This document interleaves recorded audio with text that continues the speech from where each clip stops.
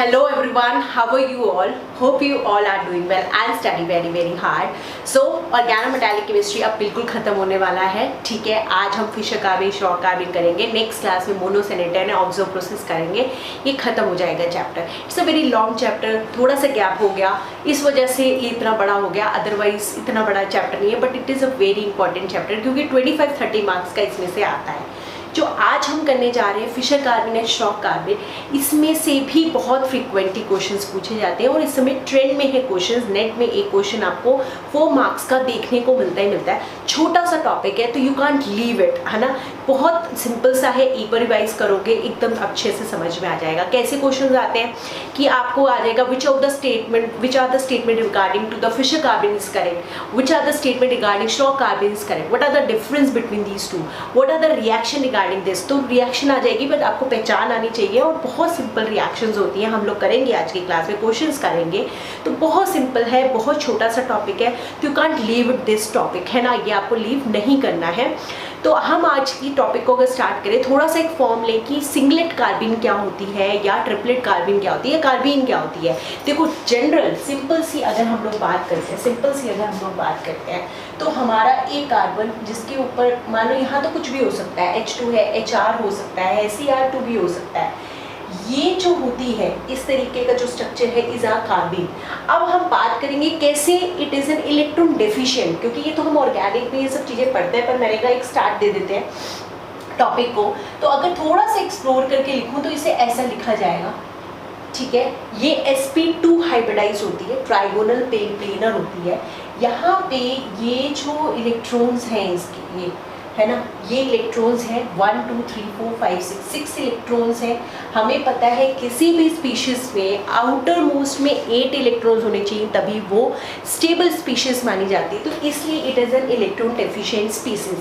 तो ये तो बात हुई हमारी कार्बन की. इट इज़ ऑफ 2 टाइप, एक सिंगलेट कार्बन होती है और एक हमारी ट्रिपलेट कार्बन होती है. तो होता क्या है कि अगर इनके पास 2 एम्प्टी p ऑर्बिटल्स होती हैं, अगर एक ही ऑर्बिटल में दोनों इलेक्ट्रॉन्स प्रेजेंट होते हैं तो उसको बोलते हैं सिंगलेट कार्बन, क्योंकि दोनों एक ही में इलेक्ट्रॉन्स प्रेजेंट है, सिंगलेट सिंगल. और अगर ये इलेक्ट्रॉन्स अलग अलग ऑर्बिटल्स में प्रेजेंट होते हैं तो उसे बोलते हैं ट्रिपलेट कार्बन. तो ये हमारी हो जाती है ट्रिपलेट कार्बन. और हमें पता है triplet carbon is more stable then singlet. क्यों? क्योंकि दोनों इलेक्ट्रॉन मिलकर दूर दूर होते हैं. ये तो बात हमारी हो गई. हम बात कर रहे हैं फिशर कार्बन है श्रॉक कार्बन की. तो सबसे पहला तो ये हो गया, जो ये कार्बन्स होती है ना हमारी, जो नॉर्मल कार्बन्स होती हैं, ये थर्मोडायनेमिकली हो चाहे काइनेटिकली हो अनस्टेबल है, क्योंकि इनके पास 6 इलेक्ट्रॉन्स हैं. दे वांट इलेक्ट्रॉन, तो they are very reactive to react, they form bonds. अब आते कार्बन क्या से, हमारा मेटल कार्बन्स कहाँ से. जब ये कार्बन्स मेटल के साथ बॉन्ड बना लेती हैं तो उन्हें बोलते हैं हम मेटल कार्बन. मतलब जैसे कार्बन थे 2 इलेक्ट्रॉन्स यहाँ पे प्रेजेंट है, ये दोनों इलेक्ट्रॉन्स मेटल के साथ जब बॉन्ड बना लेते हैं तो उनको ही हम एक नाम दे देते हैं मेटल कार्बन्स. Metal carbon. अभी हम ये बात ही नहीं कर रहे हैं फिशर कार्बन है श्रॉक कार्बन, हम नॉर्मल एक मेटल कार्बन की बात कर रहे हैं कि एक कार्बन था, उसके पास 2 इलेक्ट्रॉन्स थे, उन्होंने पेयर अप करके मेटल के साथ they have form metal carbon. अब हम ये बात कर रहे हैं कि अगर मुझसे ये पूछा जाए कि ये जो कार्बन है, क्योंकि अब ये लिगेंड की तरह ही काम कर रहा है, तो ये कैसा है, मोनोहैप्टो है, क्योंकि इसने मेटल के साथ बॉन्ड बना रखा है. तो हमारे को पता है जब मेटल के साथ कार्बन बॉन्ड बना लेता है ऑर्गेनोमेटालिक कंपाउंड वो बन जाता है. और सेकेंडली उसमें हम लोग हैप्टिसिटी की बात करते हैं, इलेक्ट्रॉन डोनेशन की बात करते हैं. जब हमारा जो हैप्टिसिटी होती है वो होती है नंबर ऑफ डोनर एटम, क्योंकि यहाँ पे जो हमारा डोनर एटम है सिंगल कार्बन है, तो इसीलिए इसको बोलते हैं मोनोहैप्टो. चाहे वो फिशर कार्बन है श्रॉक कार्बन है, अभी हम उस पर जाएंगे, क्योंकि इनका नॉर्मल एक जनरल जो पहचान है वो ये है कि मेटल और कार्बन के बीच में डबल बॉन्ड है.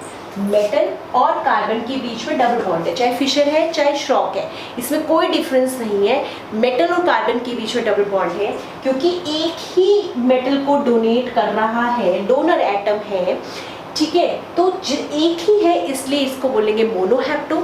और जनरली क्योंकि यहाँ पे हमारा ये ऐसा होता है ये ऐसा होता है ना, तो इसलिए 2 इलेक्ट्रॉन डोनर है। तो it is a very important point कि both are monohapto and 2 electron donors.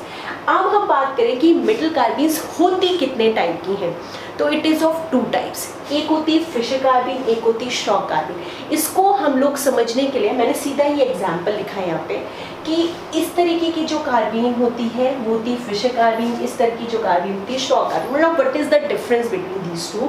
देखो, मेटल और कार्बन का बॉन्ड तो यहाँ भी है, मेटल और कार्बन का बॉन्ड यहाँ पर भी है। डिफरेंस कहाँ कहाँ आता है?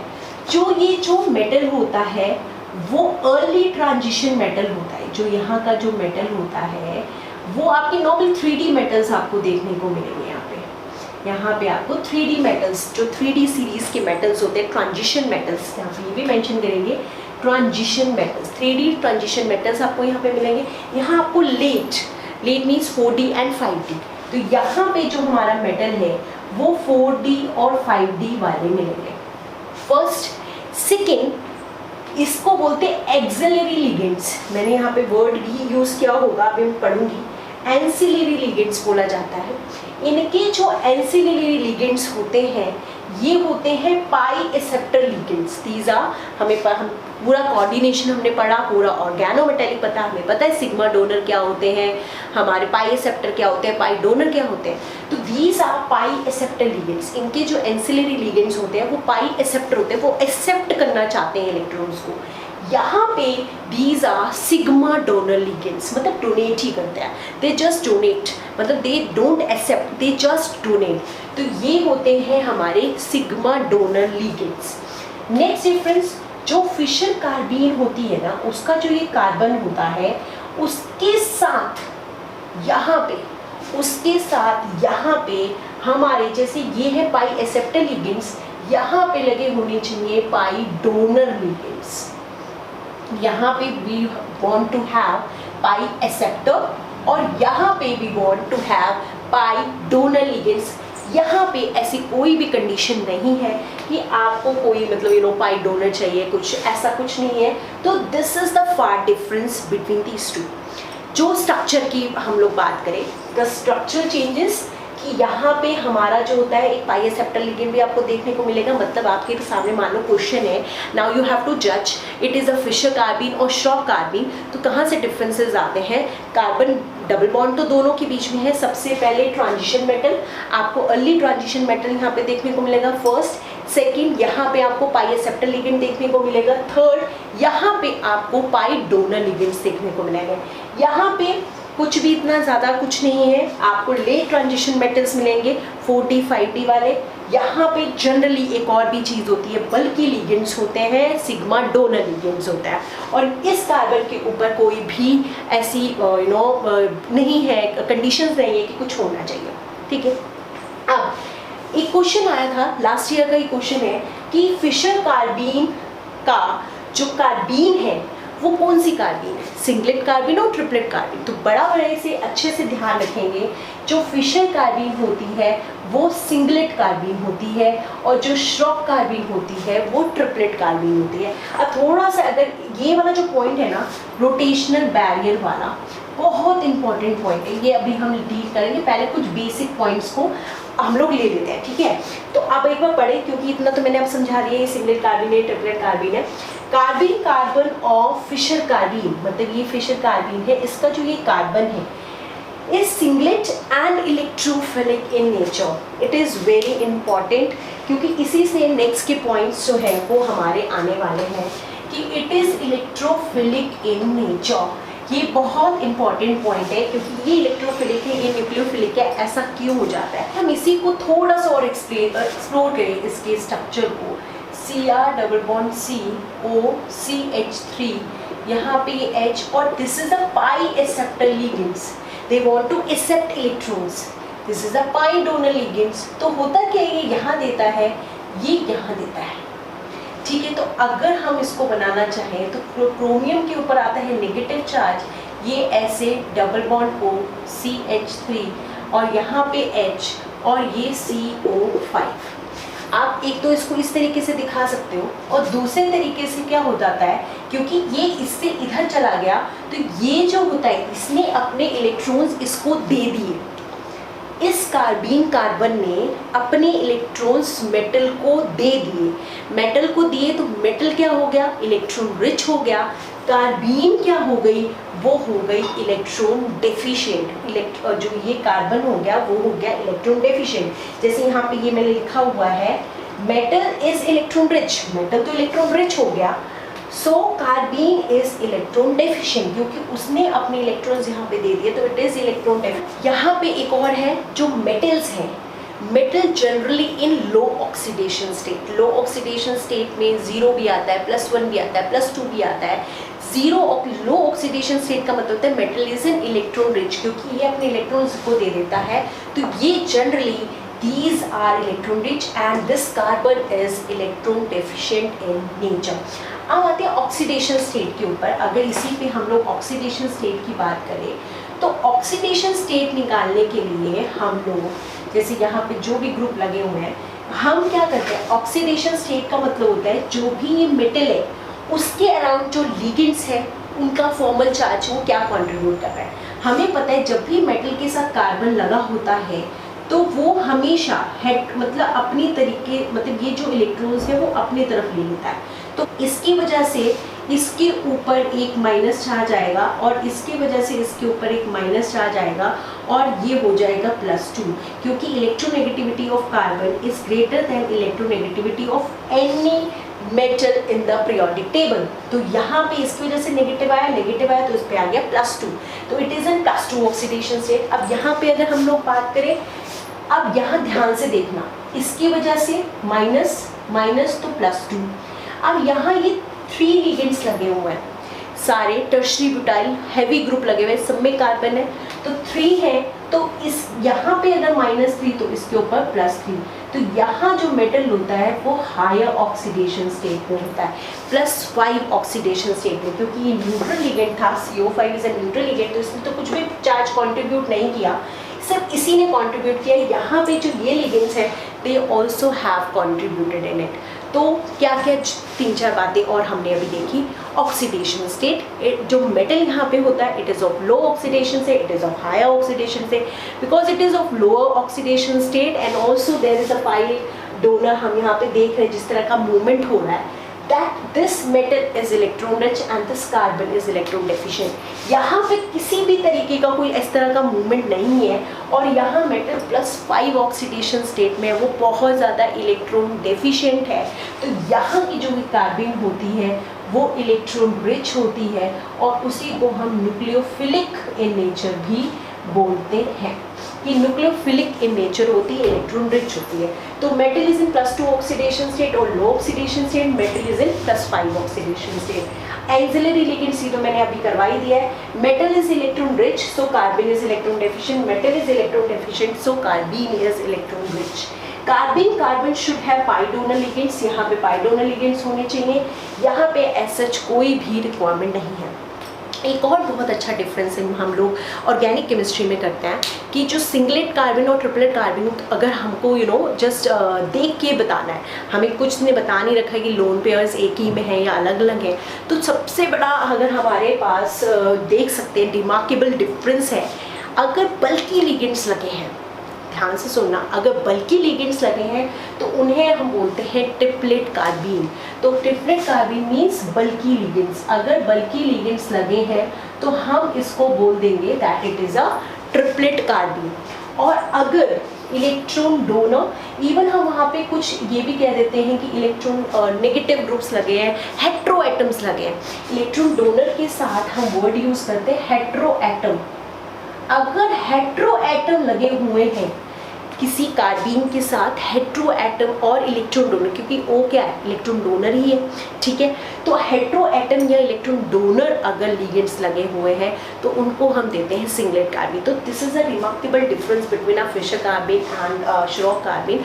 सो अगर आपसे कोई कुछ पूछता है तो आप इजीली रिप्लाई कर सकते हैं इलेक्ट्रोफिलिक क्यों है। इलेक्ट्रोफिलिक ही इसलिए है क्योंकि इसका मेटल लो ऑक्सीडेशन स्टेट में है, इलेक्ट्रॉन रिच है, और सेकेंड बात यहाँ जो पाई डोनर लिगेंड्स है, इट डोनेटिंग इट्स इलेक्ट्रॉन्स, तो it is getting a negative charge, it is getting a positive charge. जो ये स्प्लिटिंग है ना, वो हमारी यहाँ पे इसके ऊपर नेगेटिव और इसके ऊपर पॉजिटिव आती है। अब बस मेरा एक पॉइंट रह गया जो कि बहुत इंपॉर्टेंट है, इसी पॉइंट से रिलेट करता है। Rotational barrier is very low, here is very high. अगर आपने ये पूरा लिख लिया है, ठीक है, लिख लो, स्क्रीनशॉट ले लिया होगा आपने। अब हम ना इसको मिटा के सिर्फ इस बात को समझते हैं, इसके बाद इनकी रिएक्शंस करते हैं, क्योंकि पेपर में रिएक्शन से भी डायरेक्ट क्वेश्चन आता है और अच्छे क्वेश्चंस आते हैं। 4 मार्क्स का डेफिनेटली आता है, मतलब 2 मार्क्स में बहुत कम ही होता है कि ये देखने को मिलता है, ये हमेशा हमें 4 मार्क्स में देखने को मिलता है। अब आते हैं यहाँ पे कि रोटेशनल बैरियर क्या होता है। देखो, रोटेशनल बैरियर का जो क्वेश्चन है ना, वो आपको ऑर्गेनिक में भी बहुत देखने को मिलता है। अगर यहाँ बात करें, ये क्रोमियम था, यहाँ डबल बॉन्ड था, यहाँ सी था, यहाँ OCH3 ग्रुप है, मान लो यहाँ फिनाइल ग्रुप लगा हुआ है, यहाँ पे वी हैव CO5, हमारे यहाँ पे ये था। यहाँ होता क्या है, क्योंकि ये इलेक्ट्रॉन रिच होता है तो स्प्लिटिंग ऐसे करना दिखाते हैं। अब जो ये पॉजिटिव चार्ज है, it is stabilised by these lone pair of electrons.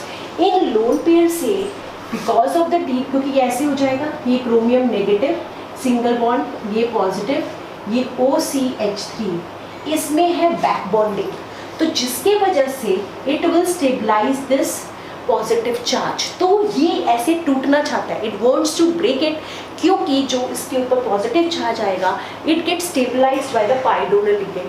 But यहाँ पे जब हम टेंटलम की बात करते हैं, हमें पता है यहाँ पे HH है, यहाँ पे तो बिल्कुल लिगेंड्स हैं जो भी है। अगर पहली बात तो ब्रेकिंग इनकी कैसे होती है, क्योंकि ये तो इलेक्ट्रॉन डेफिशिएंट होता है, ये नेगेटिव होता है, तो यहाँ पे कोई उसको चार्ज को स्टेबलाइज करने वाला है ही नहीं, तो ये ब्रेक ही नहीं होना चाहता, it wants to remain as such. क्योंकि ब्रेकिंग कब होती है, जब उनके चार्जेस काफ़ी ज़्यादा स्टेबल होते हैं, तो ये ब्रेक ही नहीं होना चाहते, they want be remain in double bond.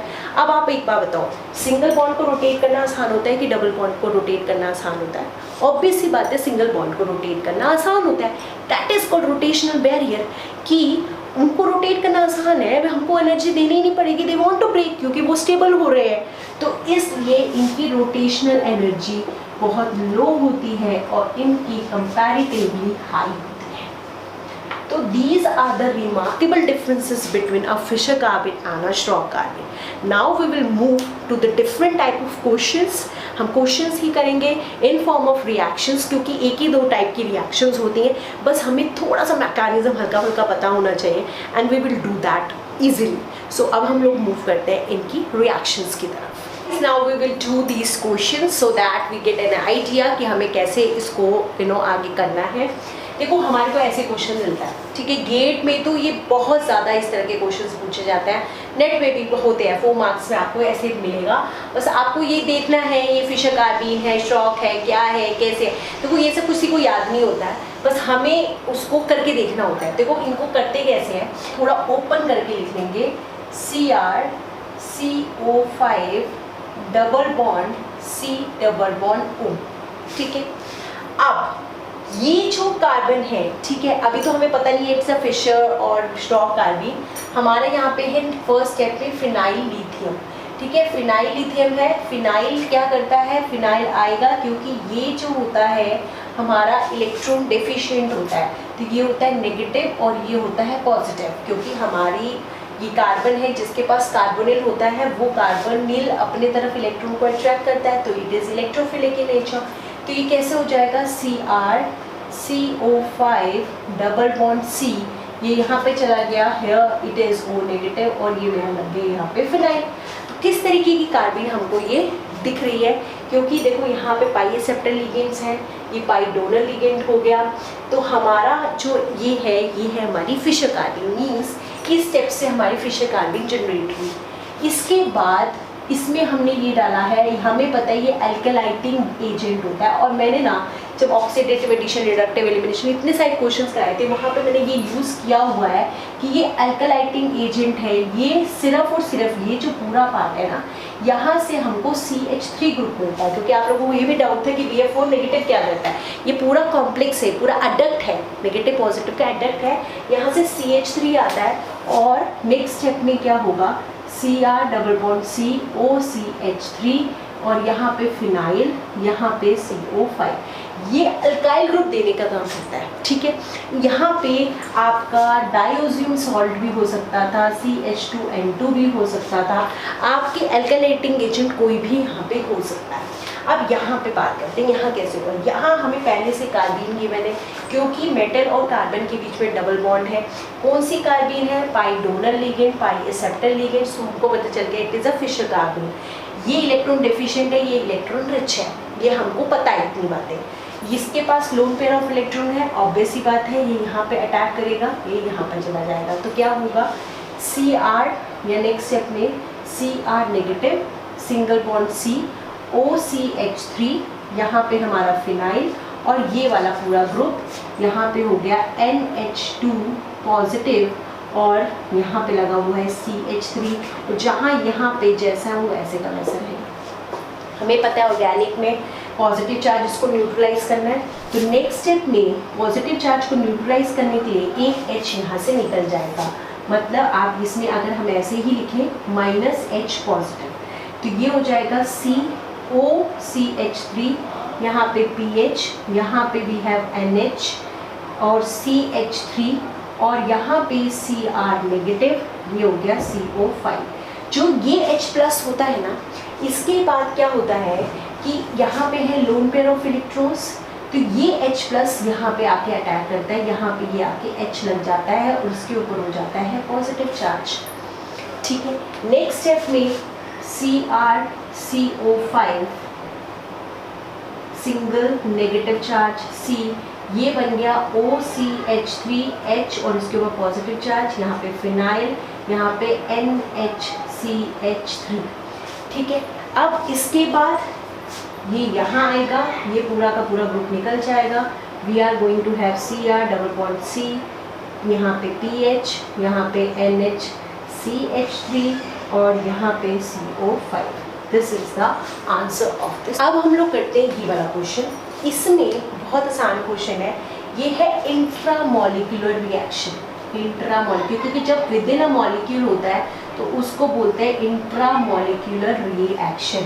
अब यहाँ पे हमें पता है कि कार्बन है, ये डोनर, और यहाँ पे मैंने नहीं लगाया, यहाँ पे CO5 था, ठीक है। तो यहाँ पे क्या होगा, ये आएगा, यहाँ अटैक करेगा, ये यहाँ चला जाएगा, तो MO पे नेगेटिव चार्ज, ठीक है। अब ये यहाँ पे आया तो 1 कार्बन तो 1 ही हो गया, देन 2, देन 3, देन 4 एंड 5। यहाँ पे हमको 5 मेंबर्ड रिंग बनानी है।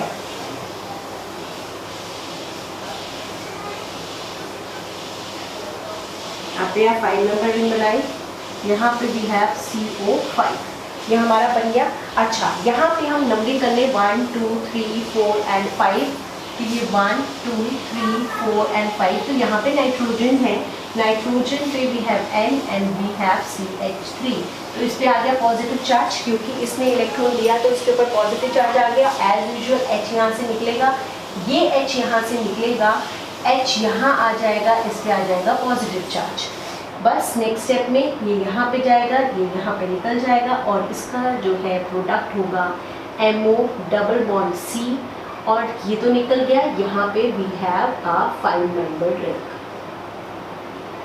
सही से अगर नीट एंड क्लीन बनाए तो वी हैव